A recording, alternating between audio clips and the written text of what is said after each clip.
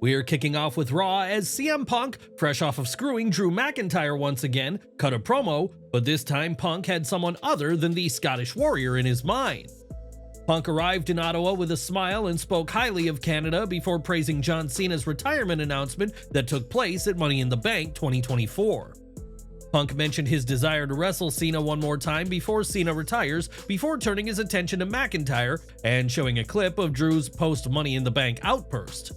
Punk said McIntyre should have expected consequences for his actions, declaring, "CM Punk is the consequence of your stupid actions," and urged Adam Pearce to lift Drew's suspension. The best in the world's argument is that everyone wants to see the two of them clash, but this is when an angry Seth Rollins emerged to address the consequences of last Saturday night. Let's not forget that because Damian Priest retained, Rollins can no longer challenge for the world title as long as Priest holds the gold, and Seth made clear he blames Punk's interference.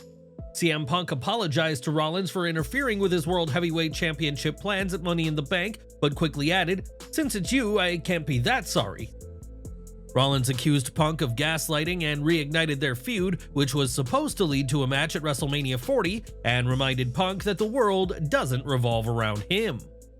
In seemingly a nod to AEW, Rollins said how Punk can be a selfish bastard anywhere else, you can burn bridges anywhere else, I'll let it slide because I'm above you. Punk certainly burned bridges in AEW, and Punk may have made a dig at AEW of his own, as during the promo, Punk pointed to the hard cam and said, "There's people behind the camera." AEW has faced criticism for low attendance at their shows, with images of sparsely populated arenas frequently appearing online during Collision and Dynamite. Talent can often be seen cutting promos to the hard cam as if they're speaking to throngs of fans, when reality shows that there are very few people behind the hard cam. Back to the promo, as Rollins said that Punk's selfishness cost him at Money in the Bank, and said that if not for Punk, he'd be standing on Raw as World Heavyweight Champion. Rollins then vowed to break Punk's arm and sideline him again once he's cleared to compete, emphasizing actions have consequences before the crowd sang Rollins' song. Later in the evening, Punk and Adam Pearce came face to face where the pair discussed Punk's request for Drew McIntyre's suspension to be lifted, and Pearce didn't reject the idea. Instead, Pearce said he'd schedule a meeting with McIntyre for next week, but asked Punk to stay home next week rather than escalate things even further. Ultimately, CM Punk will do what he wants, and we'll have to see what consequences his actions may have should he crash next week's meeting on Monday Night Raw. But what did you make of this segment, and how would you like to see the booking of CM Punk, Drew McIntyre, and Seth Rollins going forward? Let us know in the comments. With Money in the Bank in the rearview mirror, attention turns to SummerSlam, where King of the Ring Gunther will challenge for the World Heavyweight Championship. On Raw, the Austrian spoke about his rise in WWE, and explaining being called up from NXT UK to the US, said, "WWE had no choice but to call my name. They needed me, I did not need them." It's certainly a bold claim by Gunther, who's dominated in the US like he did in the UK, and also said that, "I enjoy making people miserable," in a banger of a line. Gunther has the biggest opportunity of his career at SummerSlam, and he certainly plans on making the Judgment Day miserable at the biggest party of the summer next month. Fresh off his victory in Toronto, Damian Priest was in a good mood at Raw and once again teased a face turn, this time in a segment with Seth Rollins. Rollins went up to the Judgment Day so he could speak to Damian Priest. While giving Priest his flowers, he said that Priest would have to do much more at SummerSlam against Gunther. This was alluding to the interferences that allowed for Priest to retain at Money in the Bank, and true to his word, Seth said he wouldn't challenge Priest for the title again. As he was going, Priest stopped him and threw the gentleman's agreement out the window, telling Rollins that once he beats Gunther next month, he will run it back with the Architect. This was a continuous tease of a face turn, which has been happening for months, as despite Priest's title defenses coming by way of interference, it's interference he's never asked for. As champion, Priest has been a top-tier storyteller, and the segment ending with someone calling Priest and saying they were at the arena added a mystery for later in the show. But would you like to see Priest fully commit to a babyface run? And who should win at SummerSlam? Is it too soon for Gunther? Give all your thoughts in the comments. In mixed tag team action, Dominik Mysterio was initially hesitant to team with Liv Morgan, who once again got into compromising positions with Dirty Dom throughout the show. Despite this, the young tag team defeated Rey Mysterio and Zelina Vega as Morgan threw a chair into the ring to distract the ref before knocking Rey from the top rope. This allowed Dominik to hit the frog splash and get his first victory over his father, and Dominik impulsively hugged Liv in the ring before pushing the Women's World Champion away. Not ready to let him go that easily, Morgan jumped into his arms and knocked them both down, with Dominik ending up on top, seemingly ready to give in before Rhea Ripley's music hit. Both Liv and Dominik were wide-eyed with terror as Ripley stormed to the ring, and Morgan wasted no time in scurrying away, leaving Mysterio alone with his Mami. The USA Network cut away before the segment ended, but footage from after Raw shows Ripley berated Dominik before storming to the back, while a hapless Mysterio tried to explain himself. Interestingly, a video posted to WWE's social media afterward shows Morgan watching the confrontation from behind the curtain before turning away with a smile on her face. Rhea will collect her proverbial pound of flesh eventually from Morgan, but a question as equally significant is what does her return mean for her on-screen relationship with Mysterio? There's also the questions as to what she'll bring to Judgment Day now, as the group has not been as united as it had been under her leadership prior to her injury. Whatever the future holds, fans are pleased to see Dominik in peril, as in the video of Morgan backstage, you can hear "You f***ed up" chants aimed at Dirty Dom. The return of Ripley capped off a fun main event that saw some creative offense from the babyfaces and equally enjoyable spots from the heels as both teams clicked. This wasn't an instant classic, but it never set out to be that, and the fans bought into everything en route to the heels narrowly eking out a victory. But what did you make to Rhea Ripley's return? Where do you think this program will go next, and will she reclaim the Women's World title from Liv Morgan? Give your predictions below. After Ripley's return, WWE wasted no time in releasing a new shirt for her, one that makes clear that her issues with Liv Morgan are far from over. The shirt in question is actually the shirt for Morgan's Revenge Tour, but with Ripley's name now scrawled on top of Morgan's, and this now being the Australians' Brutality Tour. It was during Liv's Revenge Tour that Ripley was legitimately injured with a backstage attack, but now Rhea is ready to get some revenge of her own on the reigning Women's World Champion. WWE Raw airs each week on the USA Network, but there are other ways to watch the show, such as Hulu, but that proved to be difficult with this week's show. Hashtag Hulu is down began trending during WWE Raw, as fans lost access to the USA Network through Hulu, and fans made their disappointment known. It remains to be seen if similar issues will arise in the future. Hopefully, Hulu can maintain uninterrupted service ahead of Monday Night Raw's move to Netflix in January 2025. More from Raw now, as Uncle Howdy made another appearance this week via a cryptic segment, but not before Chad Gable took on main event Jey Uso. Gable had Jey in the ankle lock when the lights dimmed, which caused the Olympian to lose focus, and after Jey won, he realized what was coming and quickly ran from the ring. With Gable alone, the ring filled with smoke as the Wyatt 6 music played, and Nikki Cross delivered a package to Michael Cole, which Pat McAfee opened to reveal another VHS tape. WWE, this time ready for the outdated media, had a VCR ready to play the tape, which showed Uncle Howdy speaking with Bo Dallas, the latter of whom spoke about his new family. He said he took in those that no one wanted, the discarded and forgotten, and added that he gave them a purpose before adding, "They're so happy you remembered them." The video then cut from the Firefly Funhouse characters to those who portray them behind the masks. Huskus the Pig was officially revealed to be the former Joe Gacy, Mercy the Buzzard is officially Dexter Loomis, while Ramblin' Rabbit was confirmed to be Eric Rowan, and naturally Abby the Witch was Nikki Cross all along. "For grief is the price we pay for love," Dallas can be heard saying as the video cut between characters. "So now we must set the captives free, so they need no master." The video then kept cutting to show Bo as Uncle Howdy as he delivered the line, "Do you think we are sick?" And the modulated voice of Howdy we've heard in recent tapes responded, "Yes, I do." With this seal of approval, Bo said then, "Sick is what we'll be." And after this cryptic segment, Adam Pearce was seen stepping into his office and saw Bo in the flesh. This was a massive moment, as it appears the Wyatt Six are combining the supernatural with reality, making clear that the people we've seen are all contracted WWE superstars. That being said, they've all fallen under the hypnotic sway of Uncle Howdy, and this blurring the lines has had fans intrigued in what's to come. WWE appears to be taking a slow burn approach with this storyline, aiming to maximize its impact, and audiences can only hope it'll properly pay tribute to the man who started it all. But what have you made of the Wyatt Six so far? And where do you stand on combining the supernatural with reality? Let us know in the comments section below. Later this month, WWE will host its first tour of Japan in years, but while this tour will feature some top names, US Champion Logan Paul won't be among them. WWE and media partner Abema have said that Paul will not travel for the tour, with PW Insider adding that a prior commitment will keep the Maverick engaged.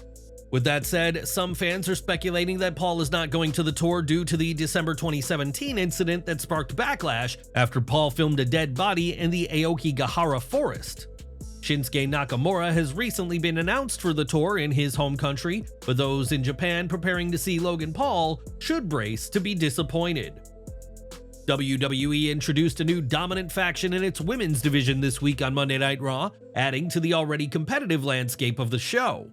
Sonya Deville has been working to bring Shayna Baszler and Zoe Stark under her guidance as of late, and after weeks, this collaboration came to fruition on Raw.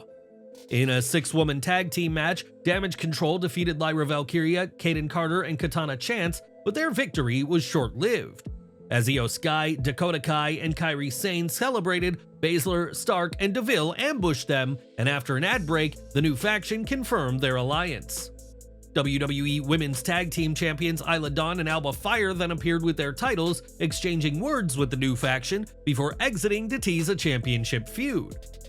It's certainly good to see Baszler, Deville, and Stark all given a direction on Raw going forward, and we'll have to see how things pan out with the new group. For weeks, Karrion Kross has been trying to drive friction between Kofi Kingston and Xavier Woods, leading to some assaults and multiple run-ins between the two sides. Kross delivered a huge beatdown to Kofi after his match last week with Woods, and on Raw, Michael Cole announced that Kofi Kingston was injured and out of action. Kingston suffered an AC joint sprain, but provided no further details on his return, and Kross would later say in a vignette that the New Day is dead, once again attempting to lure Woods. With Karrion Kross and the Final Testament seemingly taking out Kofi Kingston and leaving Xavier Woods on his own, it seems that they might succeed in corrupting Woods. Interestingly though, Kross had his eye on somebody else as he mentioned John Cena in his promo, which has left some believing WWE are planting the seeds of a program. But should Xavier Woods leave the power of positivity to join the dark side? And would you be interested in a program between Kross and Cena? Sound off in the comments. Now, WWE NXT Heatwave's closing second saw a brief tease of Joe Hendry, and it appears that fans could be seeing the popular TNA wrestler on tonight's show. In a promo for the show, Hendry was once again shown, and who would you like to see be Hendry's first singles opponent if he competes on tonight's edition of the Gold brand? More from Money in the Bank as CM Punk did more than just screw over Drew McIntyre again, but he also had a fight with some of the referees at the show. We should stress, however, that this was some good-natured play fighting by Punk and the referees, as seen in a clip that has surfaced online. Everyone had big smiles after this fight with the officials, as CM Punk certainly enjoyed himself last Saturday night in Toronto, Canada. Sami Zayn hit the ring for a promo, and despite being known throughout his WWE run as the underdog from the underground, Zayn argued that he's anything but an underdog. Instead, he's a champion, one who was able to withstand Bron Breakker at Money in the Bank, and the two-time NXT champion arrived on the scene to speak with Zayn. Breakker feigned sincerity before spearing the hell out of the champion, and officials hit the ring and attempted to separate the two, though this proved easier said than done. Breakker sprinted around the ring to deliver another spear before Ilya Dragunov appeared and checked on Zayn to close out the segment.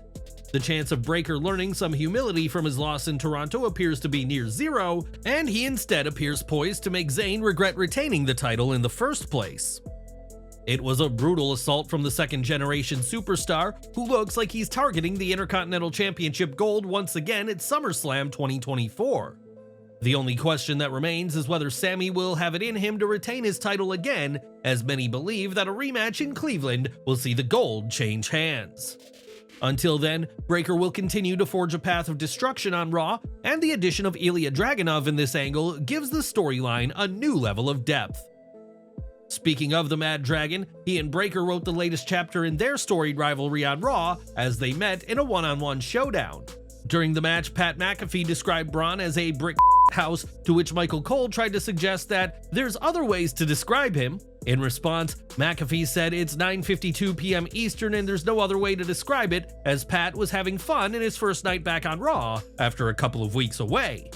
A hard-hitting, incredibly physical match saw Dragunov nearly knock off Breakker and deal him his second consecutive defeat in as many matches before Bron ruined those plans. Instead of a clean win for Dragunov, Breakker halted his momentum by throwing an office chair at him, drawing a DQ, and giving Dragunov a win, but not in the way he'd want. After the bell, Breakker attempted to beat down the Russian-born competitor, but Sami Zayn made the save, though Sami was still feeling the effects of the spear from earlier in the night. With that in mind, Breakker pounced on the champion, pulling him from the ring and throwing him into the ring post before sending him crashing over the announce table. This accomplished two things, as it kept the Breakker-Zayn rivalry alive, but also gave an excellent Breakker-Dragunov match without giving either man the definitive upper hand. Breakker vs. Dragunov was excellent in NXT and could be even better on the main roster, especially if the Intercontinental title is thrown in the mix. At Money in the Bank, a major botch took place as Damian Priest didn't kick out of Seth Rollins' pinfall attempt, but the referee didn't count to 3, as this wasn't the planned finish. Rod Zapata was the official for the match, but WrestleVotes reports that there's no real heat on Rod for the mishap, but added that there absolutely would have been in the past. Given that this was before Drew McIntyre's cash-in and before CM Punk's involvement, there was no way Zapata could end the match there, so the ref did what he felt was right in Toronto. This week, mere weeks after his brother Gable Steveson was cut from WWE, Damon Kemp was also let go from NXT, and now more has come to light about his exit. Fightful Select reports that Kemp's departure is not part of a round of cuts. Instead, Kemp was informed that his WWE contract would not be renewed. This way of going about things has become more common in WWE in recent months and marks the end of Kemp's WWE career that began in late 2021.